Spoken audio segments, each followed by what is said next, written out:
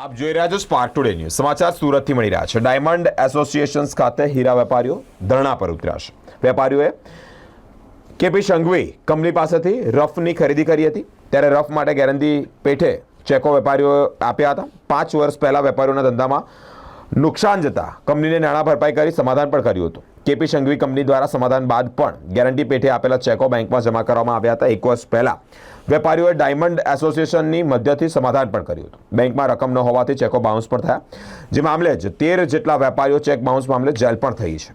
હાલ વેપારીઓના ખાવાના ફાફા પડી ગયા છે। વેપારીઓએ ડાયમંડ એસોસિએશન પાસે ન્યાયની માંગણી કરી છે। ડાયમંડ એસોસિએશન દ્વારા કંપનીના લોકોને બોલાવી મધ્યસ્થી કરવાના પ્રયાસ હાથ ધરાયા છે।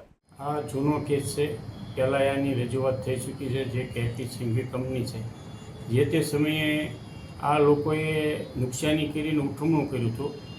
એ લોકોનું કહેવાનું એવું છે કે અમારી પાસે જે કાંઈ હતું એ મિલકત માલ એનું ભાગે પડતું જે કાંઈ ચૂકવણું ટકાવારી આવતું તે લઈ લીધેલું છે, અને ઉપરથી અમારી ઉપર કેસ કરેલા છે, તો એ કેસ પાછા ખેંચાવા જોઈએ એને લઈને રજૂઆત કરવા આવેલા છે।